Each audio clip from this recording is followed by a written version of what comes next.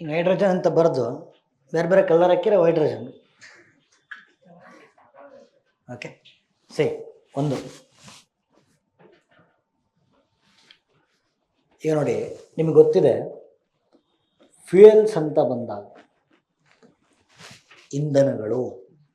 Okay, fuels ಅಂತ ಬಂದಾಗ ನಾವೇನು ಮಾಡ್ತಾ ಇದ್ದೀವಿ ಗೊತ್ತಾ? ವಿ ಆರ್ ಯೂಸಿಂಗ್ ನೋಡಿ, ಅಥವಾ ಹಿಂಗೆ ಹೇಳ್ಬೋದು, what is the problem statement. ಇವತ್ತೇನು ಪೊಲ್ಯೂಷನ್ ಆಗ್ತಾ ಇದೆ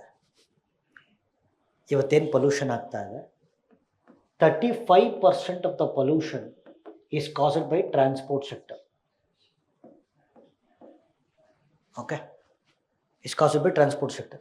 And ನಿಮಗೆ ಗೊತ್ತಿದೆ ಪೊಲ್ಯೂಷನ್ ಜಾಸ್ತಿ ಆದರೆ it leads to global warming and climate change. ಹಾಗಾಗಿ we need a alternative fuels. Okay, ಇಲ್ಲಿ ನೋಡಿ, ಪೊಲ್ಯೂಷನಲ್ಲಿ ಪ್ಲೇಸ್ ಕೇಳಿಸ್ಕೋಬೇಕು. 35% of the pollution is caused by transport sector. ಯಾಕೆ? ಪೆಟ್ರೋಲ್ ಡೀಸೆಲ್ ಯೂಸ್ ಮಾಡ್ತಾ ಇದ್ದೀವಿ. ಪೆಟ್ರೋಲ್ ಡೀಸೆಲ್ ನಾವೇನು ಕರಿತೀವಿ? ಫಾಸಿಲ್ ಫ್ಯೂಯಲ್ಸ್ ಅಂತ ಕರಿತೀವಿ. ಬಟ್ ಫಾಸಿಲ್ ಫ್ಯೂಯಲ್ಸ್, ಪಳೆಯುಳಿಕೆ ಇಂಧನಗಳನ್ನು ಬಳಸೋದ್ರಿಂದ ಗ್ಲೋಬಲ್ ವಾರ್ಮಿಂಗು, ಕ್ಲೈಮೇಟ್ ಚೇಂಜ್ ಆಗುತ್ತೆ. So we need a alternative fuels, ಪರ್ಯಾಯ ಇಂಧನಗಳು ಬೇಕು. ಆಯಿತಾ? ಸರಿ, ಈಗ ಪರ್ಯಾಯ ಇಂಧನಗಳು ಅಂತ ಬಂದಾಗ ಪಟ್ಟಣ ನೆನಪಾಗೋದು EVs, ಎಲೆಕ್ಟ್ರಿಕ್ ವೆಹಿಕಲ್ಸ್. ಆಯಿತಾ? ಬಟ್ ಎಲೆಕ್ಟ್ರಿಕ್ ವೆಹಿಕಲ್ಸ್ ಸಿಕ್ಕಾಬಟ್ಟೆ ಕಾಸ್ಟ್ಲಿ. ಒಂದು ಎಲೆಕ್ಟ್ರಿಕ್ ಸ್ಕೂಟಿ ತಗೋಬೇಕು ಅಂದರೆ ಒಂದು ಕಿಡ್ನಿ ಮಾರಬೇಕು.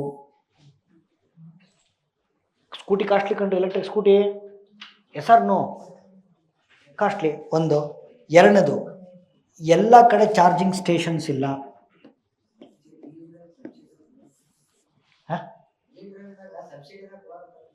ಏನೇ ಕೊಟ್ಟರು ಕಾಸ್ಟ್ಲಿ ತಾನೇ ಗುರು.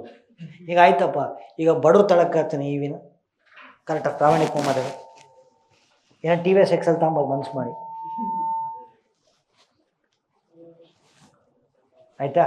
ಸ್ಟಿಲ್ ಇಟ್ ಇಸ್ ಆಯ್ತಪ್ಪ, ಹೋಗ್ಲಿ, ಏನೋ ಮನ್ಸು ಮಾಡಿ ಎಲೆಕ್ಟ್ರಿಕ್ ಸ್ಕೂಟಿ ತಗೊಂಡ್ವಿ. ಎಲೆಕ್ಟ್ರಿಕ್ ಕಾರ್ ತಗೋ ನೋಡೋಣ, ಮತ್ತೆ ಕಾಸ್ಟ್ಲಿ ತಾನೇ ಮತ್ತೆ. ಓಕೆ, ಈ ಇತ್ತೀಚೆಗೊಂದು ಟಾಟಾ CR EV ಬಿಟ್ಟಿದ್ದಾರೆ, ಸಖತ್ತಾಗಿದೆ. ಜಸ್ಟ್ 30 ಲಕ್ಷ. ಹಾಂ, ಬರೀತಿರೋರು. ಹಾಂ, ಸೊ ವೆರಿ ಕಾಸ್ಟ್. ಎರಡನೇದು, ಚಾರ್ಜಿಂಗ್ ಸ್ಟೇಷನ್ಸ್ ಇಲ್ಲ ಎಲ್ಲ ಕಡೆ, ಚಾರ್ಜಿಂಗ್ ಇನ್ಫ್ರಾಸ್ಟ್ರಕ್ಚರ್ ಪೂರ್ತಿ ಡೆವಲಪ್ ಆಗಿಲ್ಲ. ಮೂರನೇದು, EVs ಅವಾಗವಾಗ ಕಂಪ್ಲೇಂಟ್ಸ್ ಬರ್ತವೆ. ಕಂಪ್ಲೇಂಟ್ಸ್ ಇದಾವೆ EVಸು. ಅಂದರೆ sophisticated technology is yet to evolve. Okay, so sophisticated technology ಇನ್ನೂ ಬರಬೇಕು. ಓಕೆ, ನಾಲ್ಕನೇದು, EVs ಬೇಕು ಅಂದರೆ ಬ್ಯಾಟ್ರೀಸ್ ಮ್ಯಾನುಫ್ಯಾಕ್ಚರ್ ಆಗಬೇಕು. ಬ್ಯಾಟ್ರೀಸ್ ಮ್ಯಾನುಫ್ಯಾಕ್ಚರಕ್ಕೆ ಲಿಥಿಯಂ ಇಲ್ಲ. ಲಿಥಿಯಂ ಇಂಪೋರ್ಟ್ ಮಾಡೋಕ್ಕೆ ಹೋದರೆ ಎಕಾನಮಿ ವೀಕ್ ಆಗುತ್ತೆ. Challenges of EV. ಆಯಿತಾ? ಸೊ ಹಾಗಾಗಿ the world is looking at alternative fuels. ಇದಕ್ಕೂ ಮುಂದೆ ಏನಾದ್ರು ಹೋಗ್ಬೇಕು. ಅವಾಗ ಏನು ಮಾಡಿದ್ರು, ಒಂದು ಹೊಸ ವೆಹಿಕಲ್ಸ್ ಕಂಡುಹಿಡಿದ್ದಾರೆ. ನೋಡ್ರಲ್ಲಿ ನಿಮ್ಗೆ ಗೊತ್ತಿರಲ್ಲ, ನಾನು ಹೇಳ್ತೀನಿ. ಈಗ ಹೈಬ್ರಿಡ್ ವೆಹಿಕಲ್ಸ್ ಅಂತ ಕೇಳ್ತೀವಿ. ಹೈಬ್ರಿಡ್ ವೆಹಿಕಲ್ಸ್ ಏನು ಇಂಡಿಯಾಗೆ ಬಂದಿಲ್ಲ. ಓಕೆ, ಈ ಮಾರ್ಕೆಟಲ್ಲಿರೋ ಹೈಬ್ರಿಡ್ ವೆಹಿಕಲ್ಸ್ ಬೇರೆ, ಅದು ಬೇರೆ. ನಿಜವಾದ ಹೈಬ್ರಿಡ್ ವೆಹಿಕಲ್ಸ್ ಬಂದಿಲ್ಲ, ಕೇಳಿಸ್ಕೊಳ್ಳಿ. ಇಲ್ಲಿ ಈ ಹೈಬ್ರಿಡ್ ವೆಹಿಕಲ್ಸಲ್ಲಿ ನಾವು ಪೆಟ್ರೋಲ್ ಡೀಸೆಲ್ ಹಾಕಲ್ಲ, ಚಾರ್ಜು ಮಾಡಲ್ಲ, ಬದಲಾಗಿ ಹೈಡ್ರೋಜನ್ ಫಿಲ್ ಮಾಡುತ್ತೆ. ಆಯಿತಾ? ಹೈಡ್ರೋಜನ್ ಫಿಲ್ ಮಾಡಿದ್ರೆ ಈ ವೆಹಿಕಲ್ಸ್ ಒಳಗಡೆ ಫ್ಯೂಯಲ್ ಸೆಲ್ ಟೆಕ್ನಾಲಜಿ ಅಂತ ಇರುತ್ತೆ. ಯಾವ ಟೆಕ್ನಾಲಜಿ? Fuel cell technology. ಈ ಫ್ಯೂಯಲ್ ಸೆಲ್ ಟೆಕ್ನಾಲಜಿ ಏನು ಮಾಡುತ್ತೆ, ಹೈಡ್ರೋಜನನ್ನು ಕಂಬಸ್ಚನ್ ಮಾಡಿ ಅಂದರೆ ಸುಟ್ಟಾಕಿ ಎಲೆಕ್ಟ್ರಿಸಿಟಿ ತಯಾರಾಗುತ್ತೆ. ಈ ಎಲೆಕ್ಟ್ರಿಸಿಟಿಯಿಂದ ಬ್ಯಾಟ್ರಿ ಚಾರ್ಜ್ ಆಗುತ್ತೆ, ಬ್ಯಾಟ್ರಿಯಿಂದ ವೆಹಿಕಲ್ ಮುಂದಕ್ಕೆ ಹೋಗುತ್ತೆ. This vehicles are called as hybrid vehicles. ಹೈಡ್ರೋಜನ್ನ ಕಂಬಸ್ಚನ್ ಮಾಡಿ ಎಲೆಕ್ಟ್ರಿಸಿಟಿ ತಯಾರು ಮಾಡುತ್ತೆ. ಇದರಿಂದ ಬ್ಯಾಟ್ರಿ ಚಾರ್ಜ್ ಆಗುತ್ತೆ, ವೆಹಿಕಲ್ ಮುಂದಕ್ಕೆ ಹೋಗುತ್ತೆ. ಸರಿನಾ? ಓಕೆ, ಈಗ ಇದರ ಅಡ್ವಾಂಟೇಜ್ ಏನು ಅಂದರೆ, ಅಡ್ವಾಂಟೇಜಸ್ ಆಫ್ ಹೈಬ್ರಿಡ್ ವೆಹಿಕಲ್ಸ್ ಅಂತಂದರೆ, ಸರ್ ನೀವು ಹೈಡ್ರೋಜನ್ನ ಫ್ಯೂಯಲ್ ಆಗಿ ಯೂಸ್ ಮಾಡೋದ್ರಿಂದ ಸೈಲೆನ್ಸರಲ್ಲಿ ಹೊಗೆ ಬರಲ್ಲ, ಬದಲಾಗಿ ನೀರು ಬರುತ್ತೆ. ನೀರು ನಲ್ಲಿ ಏನು ಮಾಡಿದ್ರೆ ಉದುರೋಗ್ತದಲ್ಲ, ಹಂಗಲ್ಲ, ವಾಟರ್ ಡ್ರಾಪ್ಲೆಟ್ಸ್ ಬರುತ್ತೆ. ಆಯಿತಾ? ಹೈಡ್ರೋಜನ್ನ ಯೂಸ್ ಮಾಡೋದ್ರಿಂದ ನಿಮಗೆ ಹೊಗೆ ಬರಲ್ಲ, ಬದಲಾಗಿ ನೀರು ಬರುತ್ತೆ. So it is zero carbon technology ಅಂತ ಕರಿಬೋದು. ನಂಬರ್ 1. ಎರಡನೇದು, ಹೈಡ್ರೋಜನ್ನ ಲಭ್ಯತೆ ಜಾಸ್ತಿ ಇದೆಯಾ ಕಡಿಮೆ ಇದೆಯಾ? ಜಾಸ್ತಿ ಅಲ್ಲ, ವಿಪರೀತ ಜಾಸ್ತಿ ಇದೆ. The whole world is made up of hydrogen. 75% of the universe ಇರೋದೇ ಹೈಡ್ರೋಜನ್ ಇಂದ, ಅಪ್ರಾಕ್ಸಿಮೇಟ್ಲಿ ಅಂತ ಯೂನಿವರ್ಸ್ ತಗೊಂಡ್ರೆ the most abundant element is hydrogen. ನೋಡಿ ಪ್ಲೀಸ್ ಕೇಳಿಸ್ಕೊಳ್ಳಿ. ಹೈಡ್ರೋಜನ್ನ ಫ್ಯೂಯಲ್ ಆಗಿ ಯೂಸ್ ಮಾಡೋದ್ರಿಂದ ಆಗ್ತಕ್ಕಂಥ ಲಾಭಗಳು ಅಂತ ಬಂದಾಗ, ಒಂದು ಲಭ್ಯತೆಯೂ ಹೆಚ್ಚು, ಇನ್ನೊಂದು ಝೀರೋ ಕಾರ್ಬನ್. ಇದು ಅಡ್ವಾಂಟೇಜು. ಮತ್ತೆ ಯಾಕೆ ಸರ್ ಮಾಡಿಲ್ಲ ಇಷ್ಟು ದಿನ ಕೇಳಿದ್ವಿ. ಓಕೆ, ಪ್ರಾಬ್ಲಮ್ ಡಿಸಡ್ವಾಂಟೇಜ್ ಏನು ಅಂತಂದರೆ, ಸರ್ ಈ hydrogen, whole universe is made up of hydrogen, I agree. ಆದರೆ ಹೈಡ್ರೋಜನ್ನು ಇಂಡಿಪೆಂಡೆಂಟ್ ಫಾರ್ಮಲ್ಲಿ ಇಲ್ಲ. ಇಂಡಿಪೆಂಡೆಂಟ್ ಫಾರ್ಮಲ್ಲಿ ಇಲ್ಲ. ನೋಡಿ ಇಲ್ಲಿ hydrogen does not exist in independent form. ಅದು ಆಕ್ಸಿಜನ್ ಜೊತೆ ಸೇರ್ಕೊಂಡು ಏನಾಗಿದೆ? ವಾಟರ್ ಆಗಿದೆ. ಈಗ ಈ ಫ್ಯೂಯಲ್ ಟ್ಯಾಂಕಿಗೆ ನೀರು ಹಾಕೊಳ್ಳೋಕ್ಕಾಗಲ್ಲ ನಾವು. ಸರಿ, ಕಾರ್ಬನ್ ಜೊತೆ ಸೇರ್ಕೊಂಡು ಏನಾಗಿದೆ? ಮೀಥೇನ್ ಆಗಿದೆ. So independent hydrogen is not available. That is a biggest disadvantage. ಹಾಗಾಗಿ ಇದು ಬಂದಿಲ್ಲ. ಹಾಗಾದ್ರೆ ಮತ್ತೆ ಏನು ಮಾಡಬೇಕೀಗ? Extraction of hydrogen becomes important. ಆಯಿತಾ? Extraction of hydrogen becomes important. ಸರಿ, ಈಗ ಎಕ್ಸ್ಟ್ರಾಕ್ಷನ್ ಆಫ್ ಹೈಡ್ರೋಜನ್ ಬಗ್ಗೆ ಮಾತಾಡ್ತಾ ಇದ್ದೀನಿ. ನೋಡಿಲ್ಲಿ ಅಬ್ಸರ್ವ್. ನಿಮಗೆ ರಿನ್ಯೂವೇಬಲ್ ಗೊತ್ತೋ ಗೊತ್ತಿಲ್ವಾ? ಮಾತಾಡ್ರಪ್ಪ. ಸರಿ, ರಿನ್ಯೂವೇಬಲ್ ಎನರ್ಜಿಯಿಂದ ಎಲೆಕ್ಟ್ರಿಸಿಟಿ ತಯಾರು ಮಾಡ್ಬೋದಾ? ಮಾತಾಡಿ ಸರ್. ಓಕೆ, ಈ ಎಲೆಕ್ಟ್ರಿಸಿಟಿ ಯೂಸ್ ಮಾಡ್ಕೊಂಡು ಎಲೆಕ್ಟ್ರೋಲೈಸಿಸ್ ಪ್ರಕ್ರಿಯೆ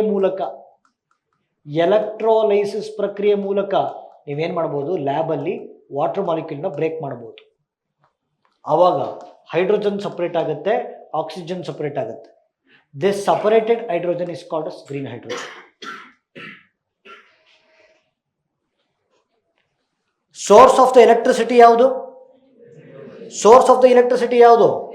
that gives the colour of hydrogen. Source of electricity decides the color of hydrogen. ಉದಾಹರಣೆ ಇನ್ನೊಂದು ತಗೊಳ್ಳೋಣ. ನೋಡಿಲಿ, ಅಬ್ಸರ್ವ್. ಸರ್, ಸೋಲಾರ್ ಎನರ್ಜಿಯಿಂದ ಎಲೆಕ್ಟ್ರಿಸಿಟಿ ಪ್ರೊಡ್ಯೂಸ್ ಮಾಡಬಹುದಾ? ಮಾತಾಡ್ರ. ಓಕೆ, ಈ ಎಲೆಕ್ಟ್ರಿಸಿಟಿ ಯೂಸ್ ಮಾಡ್ಕೊಂಡು ಎಲೆಕ್ಟ್ರೋಲೈಸಿಸ್ ಪ್ರಕ್ರಿಯೆ ಮೂಲಕ ವಾಟರ್ ಮಾಲಿಕ್ಯೂಲ್ನ ಬ್ರೇಕ್ ಮಾಡಬಹುದು. ಆವಾಗ ಹೈಡ್ರೋಜನ್ ಸಪ್ರೇಟ್ ಆಗುತ್ತೆ, ಆಕ್ಸಿಜನ್ ಸಪ್ರೇಟ್ ಆಗುತ್ತೆ. Separated hydrogen is called as yellow hydrogen. Source of electricity ಯಾವುದು? That gives the colour of hydrogen.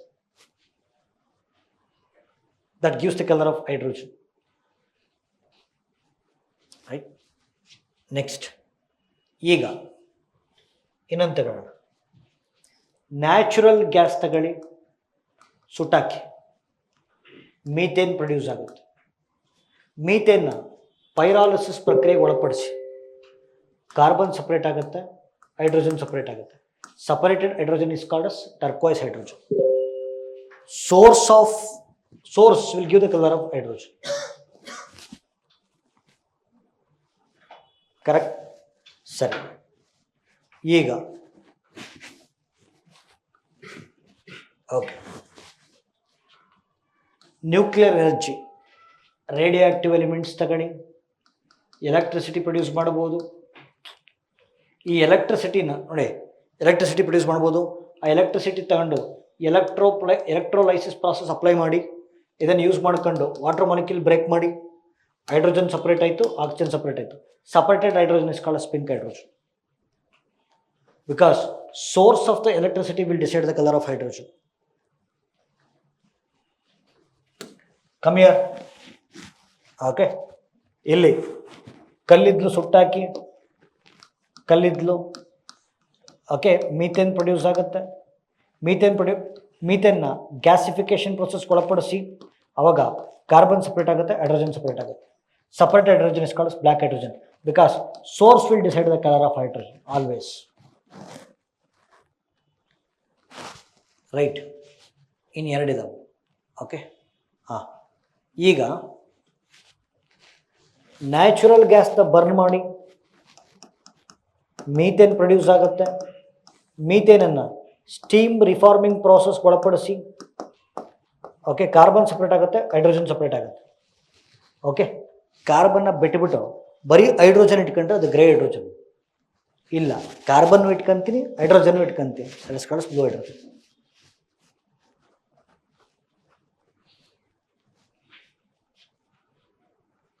ಬರೀ ಕಾರ್ಬನ್ನ ಬಿಟ್ಟಾಕ್ಬಿಟ್ಟು ಬರೀ ಹೈಡ್ರೋಜನ್ ಇಟ್ಕೊಂತೀನಿ, ಗ್ರೇ ಹೈಡ್ರೋಜನ್. ಕಾರ್ಬನ್ನು ಕ್ಯಾಪ್ಚರ್ ಮಾಡ್ತೀನಿ, ಹೈಡ್ರೋಜನ್ನು ಕ್ಯಾಪ್ಚರ್ ಮಾಡ್ತೀನಿ ಅಂದರೆ blue hydrogen. These are the different kind of hydrogen. So use of extracting hydrogen ಅಂತಂದರೆ ಸರ್, ಒಂದು, ಇದು ಈಕೋ ಫ್ರೆಂಡ್ಲಿ ಟೆಕ್ನಾಲಜಿ.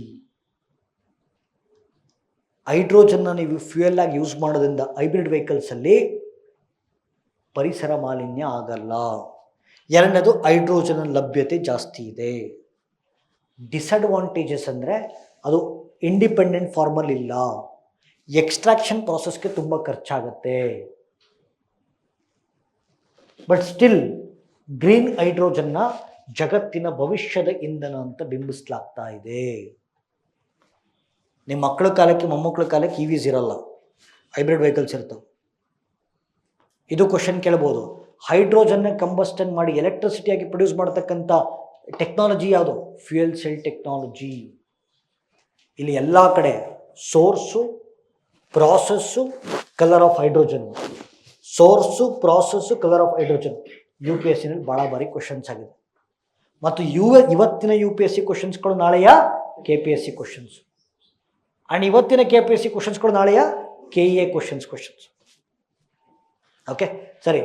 ಹಾಗಾದರೆ ಇದರಲ್ಲಿ ಇಷ್ಟರಲ್ಲಿ ದ ಮೋಸ್ಟ್ ಬಿಟ್ಟಿಯಾಗಿ ಸಿಗೋದು ಯಾವುದು? ಆಗ India has launched national green hydrogen mission by ministry of renewable energy. ಅಂಡರ್ಸ್ಟ್ಯಾಂಡಿಂಗಾ ಬಸ್? Yes or no? ಮಾತಾಡ್ರಿ. ಓಕೆ, ನೋಡೀಗ ಲಿಸನ್ ಹಿಯರ್. ಯಾಕೆ ನ್ಯೂಸಲ್ಲಿದೆ ಅಂತ ಒಂದ್ಸತಿ ಓದಿ. ಹಾಂ, ಓದಿ, 3 ಲೈನ್ ಇದೆ, ಓದಿ.